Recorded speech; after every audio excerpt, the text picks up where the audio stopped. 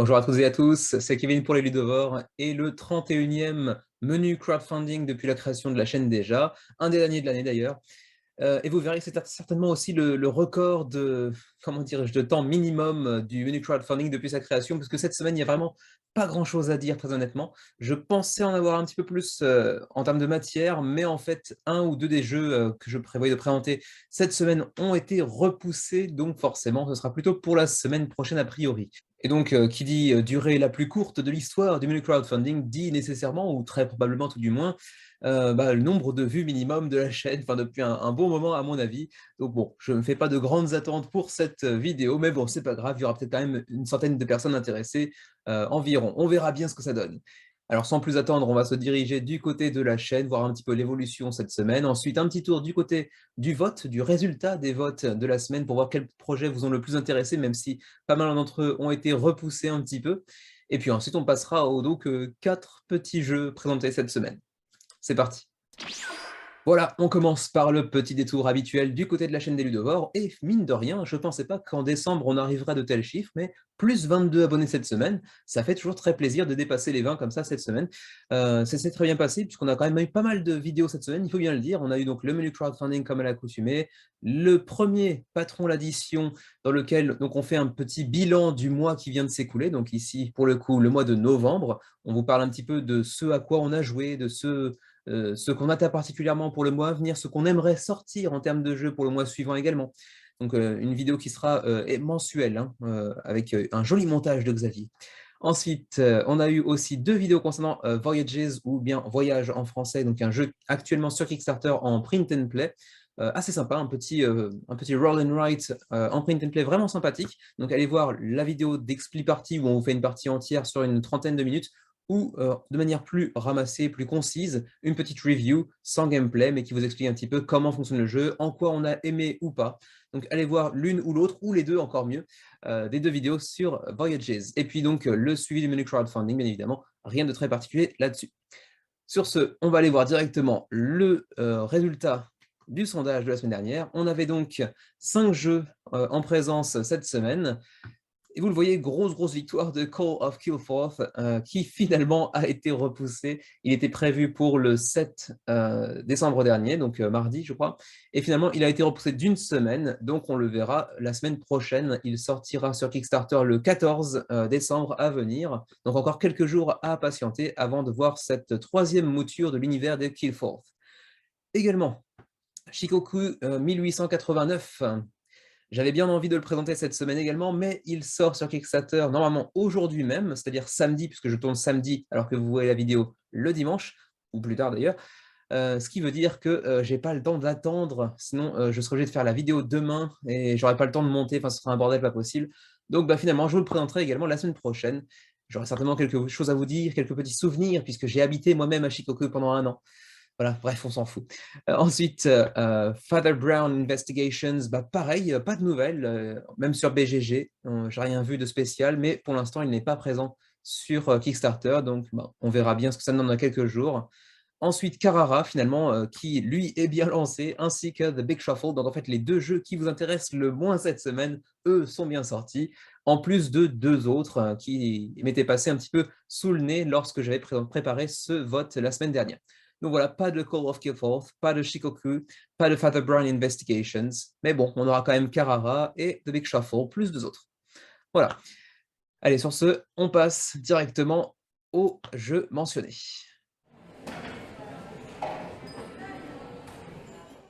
Le premier jeu de la semaine, il s'agit de The Palaces of Carrara, en Italie, en Toscane. C'est un jeu que vous connaissez peut-être déjà, puisque en fait, c'est le fameux duo allemand qui joint Kramer et Kissling, qu'on a vu récemment aussi, je crois, si je ne me trompe pas, pour Paris, ou Paris, toujours chez Game Brewer, donc l'éditeur belge. Donc souvent, c'est le cas ici d'ailleurs, version française, donc ça c'est plutôt cool pour ceux que ça intéresserait. Je vous disais donc que vous connaissez peut-être potentiellement le jeu, puisqu'il n'est pas nouveau, c'est un jeu qui est une réédition, comme c'est souvent, enfin pas souvent, mais c'est parfois le cas chez Game Brewer, ils aiment bien reproduire des jeux déjà à présent par le passé. Et donc, Palaces of Carrara est à sa seconde édition et connaîtra donc une version Deluxe spécialement pour la campagne GameFound. C'est un jeu qui actuellement a une note moyenne de 7,2 sur BGG, ce qui est pas mal, mais pas top non plus. Certains auront peut-être la référence, d'ailleurs, vaguement, c'est involontaire ceci dit, à la Cité de la Peur, ce qui est bien, mais pas top. Bref, 7,2, ça ne veut pas forcément dire que c'est un mauvais jeu, loin de là. Un 7, c'est déjà une assez bonne note sur BGG, même si on a maintenant l'habitude de voir souvent des 7,5, 7,8, 8,0, etc. Maintenant, on commence à avoir des notes de plus en plus conséquentes aussi, peut-être grâce ou à cause, allez savoir, au Kickstarter, au GameFound, etc. Et généralement, on note un peu mieux les jeux qui ont des gros matos, ce qui est généralement permis par justement ce genre de campagne et par les éditions un peu limitées via GameFound ou Kickstarter, etc. Donc 7.2, ça ne veut pas dire que ce jeu-là, dans cette nouvelle mouture, sera noté de la même manière, puisqu'en plus de cela, il y a des nouveautés. On va le voir d'ailleurs assez rapidement. Ici, vous le voyez déjà un petit peu visuellement, il y aura une nouvelle variante pour les joueurs un petit peu plus experts, dirons-nous. Alors voilà, je vais vous montrer un petit peu qu'est-ce qu'il y a dans la boîte, dans cette nouvelle boîte, sachant que, attention, la version retail de la seconde édition ne sera pas disponible durant la campagne, mais directement en magasin. En revanche, si la campagne vous intéresse, sachez que c'est uniquement pour la version Deluxe, qui théoriquement sera vendue en magasin 100 € ou pas, on verra. Et la version GameFound, donc 75 €, donc fait une économie de 25 €, donc 25% de réduction, ce qui est quand même très intéressant sur le papier. Mais est-ce que ça sera vraiment à 100 € en magasin? Je ne suis pas persuadé, mais bon, on verra bien. Alors ensuite, voyons voir ce qu'il y a dans la boîte pour cette édition Deluxe. Alors vous le voyez ici, il y a pas mal de logos GameFound avec du Stretch Goal Unlocked ou également du Stretch Goal Available, ce qui va vous dire en fait que les Stretch Goals Unlocked sont déjà débloqués, donc ces Stretch Goals-là ont été atteints. Par exemple, là, on aura une boîte avec une épaisseur de carton plus épaisse, enfin, plus conséquente, disons. Et puis, on aura également des stretch goals available qui, eux, seront disponibles, mais pas encore débloqués. D'accord? Donc, tout ce qui est available, ce n'est pas encore débloqué, mais ça pourrait l'être selon le degré de financement, le nombre de backers qui vont se joindre à la campagne. Alors, donc, en l'état, on aura donc déjà un insert, ce qui est toujours un gros plus pour les campagnes, pour les jeux possédant d'ailleurs beaucoup de matériel, comme c'est le cas ici présent, le plateau central, les roulettes, etc. Bon, vous le voyez, c'est un jeu de construction dans l'Italie où on va aller prendre dans des carrières de marbre, en fait, les ressources suffisantes pour pouvoir construire différents bâtiments nécessitant eux-mêmes du marbre. Et vous le voyez, on aura des tuiles de différentes couleurs. Chaque joueur autour de la table aura un plateau individuel. Et pour chaque couleur, on mettra des tuiles différentes au-dessus, qui seront en fait les bâtiments qu'on aura réussi à construire grâce à une gestion de ressources. Donc, il y a un côté gestion de ressources, un côté set collection via les couleurs, et bien sûr des bonus pour chaque bâtiment violet, par exemple, vous ferez un x2 de points de victoire, qui sont en fait, je crois, les pièces que l'on voit ici en métal, qui ne sont pas magnifiques, mais ils ne sont pas dégueulasses non plus. On aura évidemment tout un tas de composants en bois, hein, des petits marqueurs notamment ici, qui pourront être eux-mêmes augmentés aussi avec des petits screen print dessus, par exemple. Et puis on aura aussi des petits, des petits écrans pour cacher les ressources dont on dispose. Un petit peu comme c'était le cas déjà avec Paris, qui, je crois, était des mêmes auteurs, si je me souviens bien, et il me semble également par le même éditeur, donc Game Brewer, je crois. Mais je peux dire des bêtises. Donc, un seul niveau de pledge durant cette campagne de Palaces of Carrara. Il s'agit donc de ce pledge à 75 € pour l'édition Deluxe uniquement, pas d'édition de base. Donc, il vous faudra attendre la sortie en magasin si la version de base vous convient. Les stretch goals sont déjà ici. On pourra donc aller débloquer des pièces de métal qui ne sont pas encore débloquées. On aura des augmentations, des améliorations de matériel, par exemple du screen print sur certains des tokens. On aura aussi un petit UV spot sur la boîte, donc une meilleure qualité de production générale. Du carton un petit peu amélioré également. Et voilà. Ensuite, ils ont donc ajouté, on le voit un petit peu ici, on ne le voit pas ici d'ailleurs, ce sera un petit peu plus bas peut-être. Voilà, ici, la Advanced Version. Donc, vous aurez une version pour les joueurs un petit peu plus experts, hein, qui n'était pas disponible dans le jeu d'origine. Donc, c'est une nouveauté de cette seconde édition. Pour ceux d'entre vous qui connaîtriez bien le jeu, ça pourrait renouveler un petit peu l'expérience, la rendre un petit peu plus complexe dans le bon sens du terme, j'imagine. Voilà pour The Palaces of Carrara. Sachez que vous pouvez déjà le tester sur Tabletopia, bien entendu. Ceci étant dit, j'ai du mal. Ceci étant dit, la version de Tabletopia sera certainement limitée à la langue anglaise, mais le jeu, je vous le rappelle, sera disponible, lui, en français. Pour ce qui est des frais de port, on va descendre un petit peu plus bas. D'ailleurs, je viens de voir, je suis passé un petit peu trop rapidement, que nous avons un YouTuber français qui en a fait une vidéo, à savoir 20 jeux, qui parle un petit peu donc de cette nouvelle édition de Palaces of Carrara. Donc allez voir sa vidéo pour en apprendre un petit peu plus, notamment sur le gameplay, j'imagine. Pour le shipping, alors là, le shipping, Game Brewer fait plutôt les choses bien, puisque pour ce qui est le Benelux, l'Allemagne, l'Espagne, le Portugal, c'est gratis. Alors, ensuite, la France, allez savoir pourquoi, c'est 3 €. On nous aime pas du côté de Game Brewer. Non, je dis des conneries, je sais pas, hein. Mais c'est vrai que se dire que le Benelux et l'Allemagne, c'est gratuit, par exemple, pourquoi pas, parce que c'est chez eux, en gros, hein. L'Espagne et le Portugal, ça fait déjà plus loin, mais c'est gratis. Entre les deux, il y a la France, mais c'est pas gratis. Allez savoir pourquoi, il y a certainement des raisons que je ne saurais vous expliquer.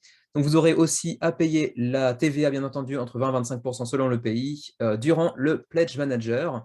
Mais au-delà de ça, vous pourrez aussi quand même faire des pledges groupés intéressants dans le sens où les copies additionnelles que vous pourrez intégrer à votre pledge seront, elles, gratuites. Donc ça, c'est plutôt un plus.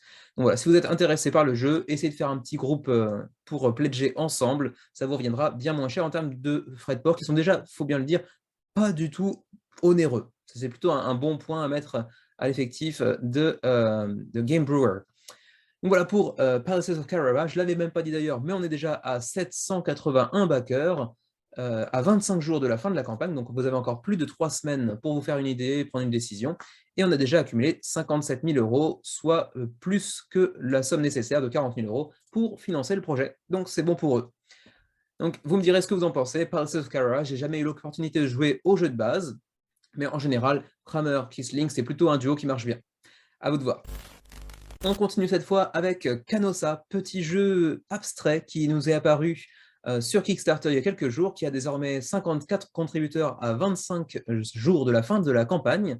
Donc on est encore assez loin du seuil de financement qui est à 12 500 €. Pour l'instant, on est à 3 000, donc un quart environ, un petit peu moins du quart peut-être. C'est un jeu pour 2 joueurs, pour 20 minutes la partie environ, pour des joueurs de 8 ans et plus. Et ça nous vient donc de One Day West Games. Pour l'instant, j'avoue ne pas connaître du tout ce petit éditeur américain, mais visiblement, Canossa, ce n'est pas la première tentative. Ils avaient fait déjà 2 campagnes qui, visiblement, n'avaient pas marché la seconde fois, mais avaient marché la première, par contre, avec seulement 76 contributeurs, ceci dit, il faut bien le dire. Et ils avaient déjà plusieurs petits jeux préalables, mais j'en ne les connais pas du tout, donc je ne saurais pas vous en parler. En tout cas, Canossa, c'est un projet qui semble relativement élégant sur le papier. C'est un projet donc, qui vous permet d'incarner en gros 2 sirènes, une chacun, qui vont essayer d'attirer les marins d'un navire en perdition dans la mer. Chacune va essayer d'attirer 4 marins de son côté. La première des sirènes ayant réussi à attirer 4 marins par son chant magnifique et mirifique, aura gagné la partie tout simplement. Sachez également que, une fois n'est pas coutume, ce n'est pas Tabletopia, mais cette fois-ci Board Game Arena sur laquelle vous pourrez tester le jeu. Donc ça, c'est aussi un gros plus. Board Game Arena étant disponible en plus en français. Ceci dit, est-ce que le module de Canossa est disponible en français? Ça, c'est encore une autre chose, mais a priori, au moins, c'est testable. Alors, je vous le disais, donc c'est un jeu abstrait, vous le voyez ici, hein, ça ne ressemble pas à des sirènes, ça ne ressemble pas tellement non plus à des marins, mais ceci dit, c'est assez joli dans ce qui se fait en termes de jeu abstrait. Sachant que moi, je ne suis pas très connaisseur, certes, en termes de jeu abstrait, j'en ai quelques-uns. On pourrait dire peut-être que Champ d'honneur est un jeu abstrait, je pense, mais au-delà de ça, je ne suis pas très connaisseur en la matière. Vous pourrez, certes, si vous pledgez, avoir les fichiers STL pour pouvoir imprimer en 3D les figurines de sirènes, mais vous le voyez ici, elles ne sont pas folichonnes. Donc peut-être que certains amateurs pourraient faire même d'ailleurs mieux que ce qui est proposé en l'état, mais bon, au-delà de ça, je ne leur jetterai pas la pierre, je suis incapable de faire la moindre chose de ce genre, mais c'est vrai que en comparaison avec les standards qu'on a l'habitude de voir récemment, c'est pas superbe. Mais bon, bref, au-delà de ça, Le gameplay, voilà, vous avez l'occasion de déplacer une sirène, donc votre sirène en fait, hein, par exemple diagonalement. Ensuite, à partir de là, vous voyez qu'autour de votre sirène, il y a plusieurs petits cercles, plusieurs petits cerceaux, on va dire, hein, elle fait du hula hoop, qui encerclent votre sirène, mais également les marins dès le début de la partie, sachant qu'ils revêtiront un cercle d'une couleur opposée à la vôtre. En fait, ils porteront la couleur de la sirène opposée. Vous vous déplacez vers eux, vous ajoutez un de vos cercles d'influence sur eux, et à partir de ce moment-là, vous pouvez les déplacer pour essayer de les attirer vers votre coin, en fait, qui est votre île sur laquelle la sirène débute la partie. Et vous pourrez aussi vous attaquer l'un l'autre pour déplacer la sirène ayant le moins d'anneaux autour de son marqueur sur une case attenante pour gêner en fait sa progression, pour l'éloigner des différents marins, par exemple. Voilà, donc très abstrait sur le papier. Visuellement aussi, c'est très abstrait, mais si vous êtes amateur de ce genre de jeu, c'est pas vilain, le matériel a l'air plutôt quali de ce point de vue-là. Vous allez le voir, à moins que je sois déjà passé dessus, je ne crois pas. Si, peut-être, voilà, si, c'était ici. Donc dans le jeu, vous aurez donc le plateau qui viendra s'ajouter sur la boîte en fait, hein, vous jouerez en fait directement sur la boîte. Vous aurez également un insert, comme vous le voyez ici, pour ranger tous les marqueurs, les jetons, etc. Et puis au-delà de ça, donc c'est tout du bois avec de la peinture dorée ou argentée. Voilà. Rien d'extraordinaire, mais c'est plutôt élégant sur le papier. En termes de frais de port, par contre, et de prix d'ailleurs, parce que je n'ai pas encore mentionné le prix non plus, le prix, on va descendre directement ici, ça ira plus vite. L'édition standard est à 29 $, ce qui n'est pas très très cher de ce point de vue-là, mais l'édition Deluxe, qui est en fait celle que vous voyez, celle qui est promue en fait dans la campagne, notamment ici avec la boîte en bois, avec le bois pyrogravé, donc vraiment très joli quand même, il faut bien le dire, c'est un peu plus cher, on est à 75 $ par contre. Ensuite, pour le shipping, alors pour l'édition standard, disons, pour l'Europe, attention, c'est très très cher. 25 à 35 $ de plus par rapport au prix du jeu qui est quasiment le même, puisque je vous le rappelle, le jeu est à 29 $, donc en fait vous serez quasiment au prix du jeu en termes de frais de port pour la livraison en Europe, donc il faut vraiment être fan de jeux de ce genre. Et si vous êtes intéressé par l'édition Deluxe, eh bien, elle sera théoriquement envoyée seulement aux États-Unis. Donc, a priori, à moins que vous soyez directement aux États-Unis ou que vous ayez le moyen de vous faire passer ça à part quelqu'un que vous connaissez là-bas, mais ça coûterait certainement un bras. C'est peut-être pas forcément pour vous. Donc voilà, 29 ou 75, mais pour les 75, il faut être là-bas directement. Vous pouvez aussi tester sur Tabletop Simulator, mais vous pouvez également le tester, comme je l'ai dit tout à l'heure, sur Board Game Arena, qui est donc ici, hein. Si vous cliquez simplement ici, vous allez être renvoyé directement sur Board Game Arena pour essayer de tester le jeu. Alors, est-il en français? Apparemment, les règles sont en anglais, les explications en anglais également. Mais bon, ça n'a pas l'air extrêmement compliqué. Ça ressemble à beaucoup, un petit peu, aux échecs, aux jeux de dames, etc. Enfin bref, tous les jeux de cette veine-là, un petit peu, donc abstrait. Voilà pour Canossa. Actuellement, 54 contributeurs. On est assez loin du seuil de financement, il faut bien le dire. Mais il reste encore 25 jours. Je ne sais pas comment une campagne de jeux abstraits se déroule. Est-ce que c'est similaire aux jeux normaux? Est-ce que la progression se fait différemment? Je ne sais pas. Donc, je ne pourrais pas vous dire si ça va financer. Si ça respecte un peu le critère habituel sur Kickstarter, c'est un petit peu compliqué vu qu'on arrive à la fin de la première semaine et qu'on est à peine au quart du seuil de financement. Voilà pour Canossa. Pour 2 joueurs, 20 minutes et plus, jeu abstrait. Est-ce que vous en serez? Dites-le moi dans les commentaires. On continue avec The Big Shuffle, a film noir card game.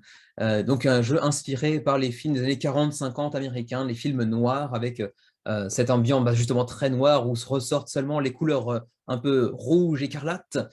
C'est le cas ici d'ailleurs, on a la direction artistique vraiment fidèle au thème, hein, de ce point de vue-là, c'est plutôt bien pensé. C'est plutôt joli, ça a une relativement belle présence sur table, même si le matériel en lui-même n'est pas fou, mais ça a une certaine patte visuelle assez distinctive. Alors je suis assez étonné que The Big Shuffle n'ait attiré aucun vote lors du vote hebdomadaire justement sur les projets qui vous intéressent. The Big Shuffle n'a recueilli aucun vote, alors que je trouve ça plutôt intéressant de ma part. Ça nous vient de Previously Pluto, qui est un éditeur américain dont c'est le premier projet sur Kickstarter. Il s'agit d'un jeu compétitif pour 2 à 4 joueurs d'agenda. Alors agenda, donc objectif secret en gros, hein. Chacun va recevoir un objectif secret en fait, qui sont composés de 3 scènes en gros, qui devra composer son film noir, et vous devrez essayer de les récupérer plus rapidement que les autres joueurs ne récupéreront les leurs, pardon. je raconte n'importe quoi. Bref, tout ça en partant avec un rôle de départ. Vous obtiendrez chacun un rôle en début de partie et un agenda secret que vous devrez essayer d'obtenir et de compléter, disons plutôt. Vous partirez ici dans un jeu avec 88 cartes illustrées façon donc film noir. C'est plutôt très joli de ce point de vue-là. C'est un jeu pour 14 ans et plus, peut-être plus pour la thématique mature que véritablement pour le gameplay qui n'a pas l'air très difficile à prendre en main. Pour des parties de 30 minutes, pour donc 2 à 4 joueurs, ça je l'ai déjà dit. Alors, comment jouer? Alors on a un petit problème sur la page, puisque je l'ai rechargé 3-4 fois avant de tourner la vidéo, mais les gifs, vous le voyez, ne chargent pas, on a juste des images, voire du noir. Donc je sais pas, vous me direz ce que ça fait chez vous, chez moi ça marche pas. Bref, vous allez choisir un personnage en début de partie qui aura ses propres capacités et son propre agenda secret. Ensuite, vous allez révéler la scène d'ouverture de votre film, qui sera composée d'un who, d'un what et d'un where. Donc un personnage, un lieu et what, donc peut-être une action. Donc en fait, ce sera une sorte de set collection, mais cachée. Vous devrez essayer d'aller chercher les 3 cartes parmi les 6 que vous pouvez obtenir pour obtenir la victoire. En fait, il y aura 2 de chaque type. Si vous obtenez l'une ou l'autre, l'objectif est rempli. Donc en gros, vous aurez 2 who que vous pourrez potentiellement atteindre, mais si vous en atteignez un, c'est suffisant en fait. Et il faut réussir à avoir une combinaison de 3 des 6 cartes nécessaires dont vous avez besoin pour remporter la victoire, pour l'emporter sur vos adversaires. Ensuite, vous aurez bien sûr des cartes, donc une sorte de gestion de main et de take that, bien entendu, qui va entrer dans la partie. Vous allez gagner des informateurs, des loot, donc des, comment dirais-je, ça peut être des armes, ça peut être des revenus, ça peut être différentes actions qui vous permettront de renverser un petit peu la partie, de échanger des cartes au grand déplaisir de votre adversaire ou de vos adversaires d'ailleurs. Ensuite, vous aurez aussi une gestion de l'influence qui sera en gros la monnaie du jeu que vous pourrez utiliser pour aller intervertir certaines cartes notamment. Vous voyez ici l'influence de 1, 3 par exemple ici. Et puis ensuite, vous pourrez aller changer les scènes pour essayer finalement de compléter votre objectif de départ, votre agenda secret. Je vous le disais tout à l'heure, il y aura donc 6 cartes que vous pourrez essayer d'obtenir, mais en fait, il vous suffit d'en obtenir 3, une de chaque type, pour pouvoir compléter votre agenda. Par exemple, ici, la mission Femme Fatale. Si vous obtenez la carte Femme Fatale ou la carte Mafia Dawn, ce sera suffisant pour, comment dirais-je, compléter l'objectif de Who, de personnage. Ensuite, il vous faudra également soit l'action donc The Oldest Profession, donc les prostituées, j'imagine, ou The Dirty Double Cross, donc l'une ou l'autre, encore une fois, et le lieu, The Red Light District, donc le quartier chaud, ou The Train Station, donc la station de train, voilà, la gare, disons plutôt. Voilà, il suffit d'atteindre une des deux à chaque fois pour l'emporter, et puis ensuite, il y aura des cartes de réaction aux actions de vos adversaires pour pouvoir les stopper dans leur progression ou renverser la vapeur, bien entendu. Et puis ensuite, il y aura bien entendu du Take That dans tous les sens. Ce sera un jeu relativement court, assez nerveux, j'imagine, qui est déjà disponible d'ailleurs sur Tabletop Simulator si vous êtes tenté par le jeu et son atmosphère. Moi, j'avoue qu'en plus, tout ce qui est film noir, c'est quelque chose dont je suis plutôt sensible. Je ne suis pas un grand connaisseur de films noirs, mais en général, les quelques-uns que j'ai pu voir, j'aime bien. J'aime beaucoup l'atmosphère. En plus, les années 40-50 aux États-Unis, c'est quelque chose qui est quand même assez, comment dirais-je, assez charmant à voir. Peut-être pas charmant à vivre à l'époque, je ne sais pas. En plus, dans les bas-fonds de la mafia, etc., c'est peut-être pas non plus l'idéal. Mais en termes de, comment dirais-je, de soft power, ça fait partie des premières œuvres qui nous sont parvenues et qui ont séduit un peu le public européen. Et à partir de là, bon, ça a déversé dans nos contrées également.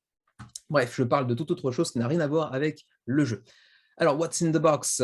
6 cartes de personnages, 4 cartes d'aide de jeu, 10 cartes de Who, 10 cartes de What et 10 cartes de Where. Alors, ça fait assez peu finalement, puisque en début de partie, chaque joueur va recevoir 2 lieux, 2 personnages ou 2 cartes de What également à atteindre comme mission. Si on n'a que 10, ça fait assez peu de rejouabilité, mais ils ont prévu des extensions qui pourront être débloquées au fur et à mesure, si tant est que le stretch goal en question soit atteint. Ensuite, on aura des cartes d'action, des cartes de réaction, des cartes d'informateurs, des cartes de loot, des cartes de changement de scène et des cartes de goon qui sont des sous-fifres en gros de la mafia. Mais vous le voyez, c'est encore une fois un nombre de cartes relativement réduit. Alors, on a l'impression que c'est les mêmes, mais ce n'est pas exactement le même effet apparemment, donc ne vous y trompez pas quand même. Et donc, on aura quand même pas mal de cartes au final, même si on aurait aimé en avoir un petit peu plus. Mais comme je l'ai dit tout à l'heure, on pourra potentiellement en obtenir plus. Par exemple, ici, avec la Red Light Expansion, donc free for key to the city. Donc, ça dépend du pledge, du niveau de pledge que vous prenez. Le key for the city, par exemple, c'est celui-ci. Donc, par exemple, à 300 $, si vous prenez le pledge à 300 $, ce sera gratis cette extension Red Light Expansion. J'imagine que ici, c'est marqué free, pas exclusive. Donc, vous pourrez l'acheter en plus si vous ne prenez pas un pledge à 300 $. J'imagine que la plupart d'entre vous, si tant est que vous soyez intéressé, ne prendra pas le pledge à 300 $. Et je crois que c'est un petit peu le même topo d'ailleurs pour l'extension qui est ici, donc the low expansion. Oui, c'est ça, free for key to the city. Donc pareil, si vous prenez le 300 $, c'est gratos. Si ce n'est pas le cas, vous aurez à payer un petit peu pour cette extension également. Voilà, c'est à peu près tout, ma foi. Pour ce qui est des prix, alors le jeu de base lui-même, en Early Bird, vous coûtera 25 $. Il en reste actuellement 130 sur 200, puisqu'il s'agit d'un Early Bird. Donc pour l'instant, vous êtes encore assez large. Vous avez encore pas mal de temps pour vous pencher sur le sujet. Sachez qu'une fois que le Early Bird sera terminé, il vous en coûtera 10 $ de plus. Donc, bon, soyez quand même un petit peu sur vos gardes. 10 $, c'est quand même une sacrée marge. Donc, si vous êtes intéressé, n'hésitez pas trop à pledger maintenant, quitte à retirer votre pledge avant la fin de la campagne. C'est toujours possible. Ensuite, à 60 $, vous pourrez prendre 2 copies du jeu, je crois. Double Trouble, oui, c'est ça, 2 copies du jeu, plus un discount de 10 $ au total. Ensuite, vous allez sur des niveaux de pledge un petit peu supérieurs, mais bien plus chers également. The Made Man, 150 $, pareil, 2 boîtes de jeux standard, ainsi qu'un poster signé par l'équipe, par exemple, peut-être une mention dans la boîte, un truc comme ça. 300 $ également, vous aurez une carte avec, à votre effigie, en fait, hein, dans le jeu, plus 2 jeux standards, etc. Bref, les trucs un petit peu habituels dans ce genre de niveau de pledge. Et ma foi, c'est à peu près tout. Juste petit point sur le shipping. Pour le shipping au Canada, c'est 13 $. Pour la France, 10 $. Après, pour la Belgique, Luxembourg, et c'est là, Belgique 14, Luxembourg 11, Japon 12. Ouais, vous allez piocher un petit peu là-dedans, vous verrez un petit peu où vous en êtes, mais généralement, c'est pas trop cher non plus. Reste à savoir ce qu'il en est pour la TVA. Alors, la TVA, c'est ici.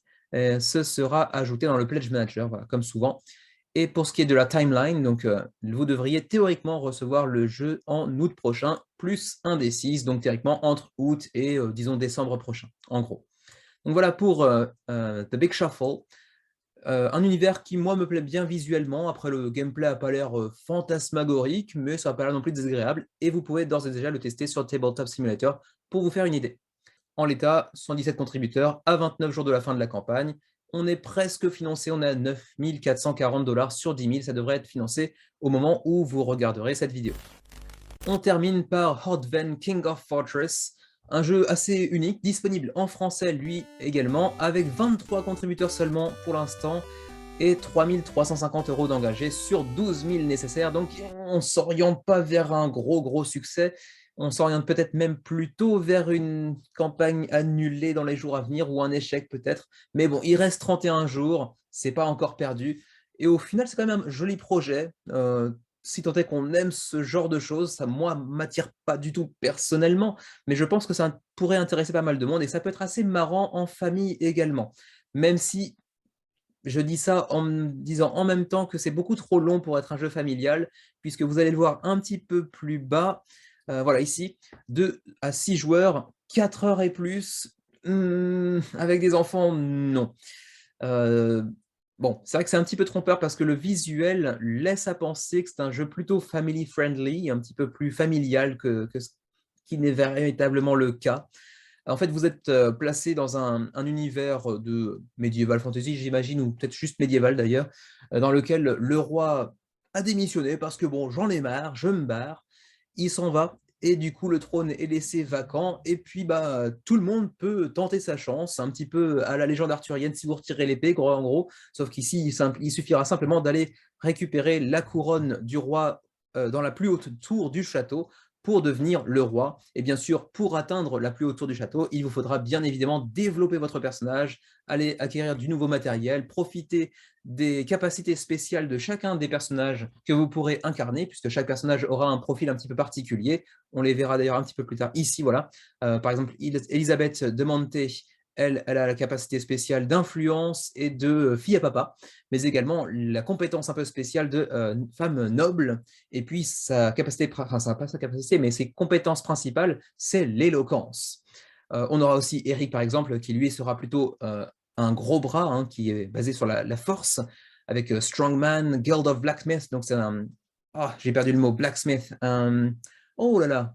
Oh, le syndrome Jean-Claude Van Damme qui fait son apparition à cette heure tardive de la soirée.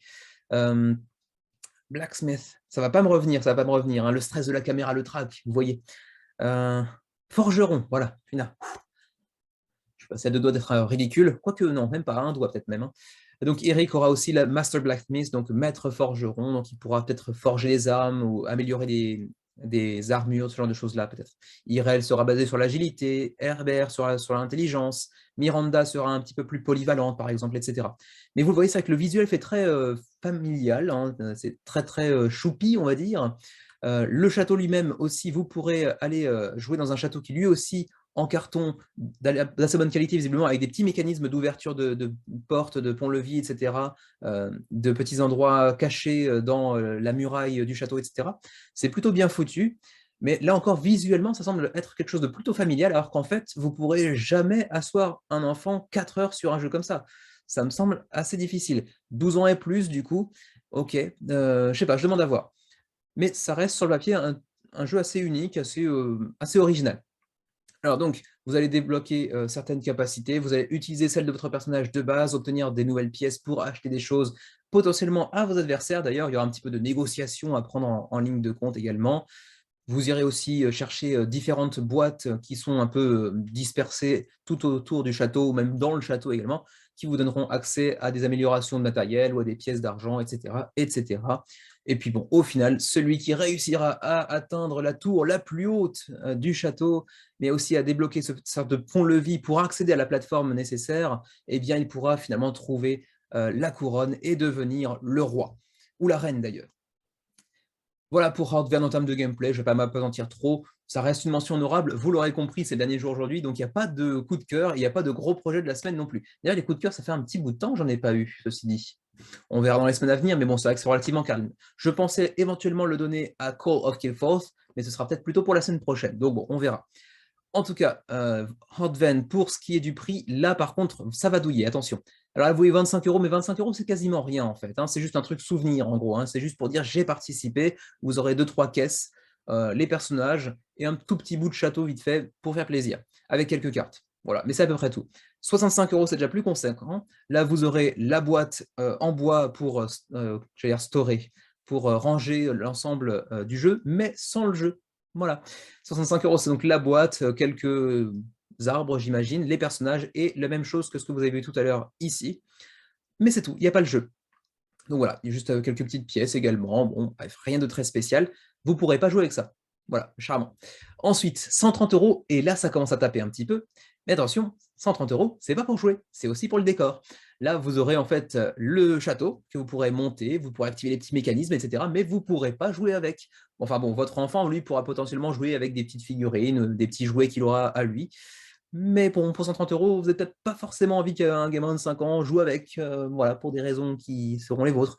Je ne sais pas. Par contre, si vous voulez vraiment jouer à ce jeu véritablement, bah, vous faudra sortir 220 balles. Et là, ça commence à piquer un petit peu. Mais 220 balles, c'est le château lui-même, avec les personnages et avec le gameplay. Voilà, ça change tout. Donc là, on aura bien entendu tous les petits standees, également des petits NPC, donc des personnages qui ne seront pas contrôlables, mais qui seront là pour vous, comment vous permettre d'acheter certaines choses, par exemple. On aura tout ce qui va avec en termes de gameplay, donc les boîtes, les caisses avec leur contenu, les améliorations d'armure, des pièces, etc. Voilà. Mais bon, ça coûte très, très, très, très, très, très, très cher. Voilà. Vous avez aussi les dimensions, 550 par 520 par 720. J'imagine que c'est en millimètres, j'imagine. Et au total, ça pèsera quand même 8 kilos. Donc attention, c'est quand même assez lourd.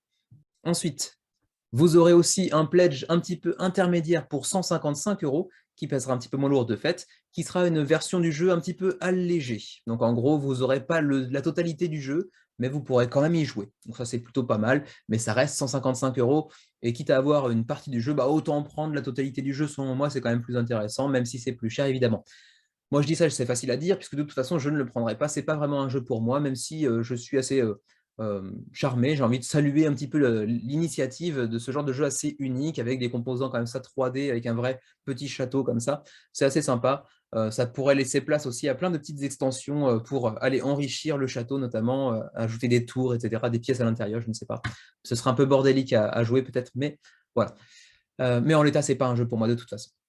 Pour ce qui est du tarif, du frais de port, les frais de port, si vous êtes dans l'Union européenne, il vous en coûtera 15, 25, 50, 50 ou 40 selon la version que vous souhaitez, sachant que si vous voulez jouer au jeu, ce qui est un petit peu un minimum quand même, c'est plutôt sur du 50 qu'il faut partir ou 40 pour la version allégée. Donc, jeu très cher, frais de port très cher, à vous de voir. Sans doute avec la TVA ajoutée par-dessus, mais elle n'est pas mentionnée, donc bon, à vous de voir ce que vous en pensez.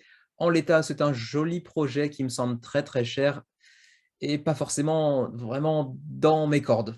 Donc voilà. Hotven, King of Fortress, il reste 31 jours, donc un mois pour se pencher sur le sujet.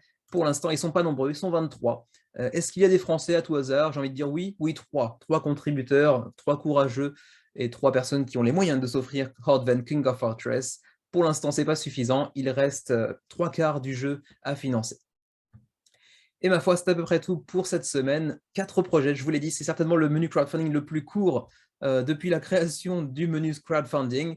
Je ne sais pas quand est-ce qu'on sera capable de faire un menu aussi court la prochaine fois, peut-être dans un an, à la même période, certainement. En tout cas, je vous remercie de m'avoir suivi cette semaine encore pour ce très petit menu crowdfunding assez peu intéressant. Désolé pour Call of Killforce qui a été reporté, en même temps, c'est pas ma faute. Par contre, désolé pour Shikoku 1889, là du coup, c'est un peu ma faute, c'est juste que j'ai pas envie de me taper la vidéo le dimanche matin, le montage, la vignette, etc. à faire dans la foulée et pas avoir de dimanche du tout. Donc bon, j'ai préféré faire ça un petit peu en avance et je présenterai Shikoku 1889 la semaine prochaine. Voilà. Donc, je vous invite à aller voir les vidéos de la semaine si vous ne l'avez pas déjà fait. Voyages, il reste très peu de temps pour backer la campagne si ça vous intéresse. Si vous aimez Flip and Write, il est plutôt très sympa. Ouh, j'ai spoilé la review. Bref, peu importe. Et puis de petits patrons l'addition, notre nouveau format mensuel dans lequel on vous dit à quoi on a joué, pourquoi on a aimé, pourquoi vous pourriez aimer et ce qu'on aimerait sortir le mois prochain, évidemment. Voilà, merci encore de m'avoir suivi cette semaine et puis je vous dis à la prochaine.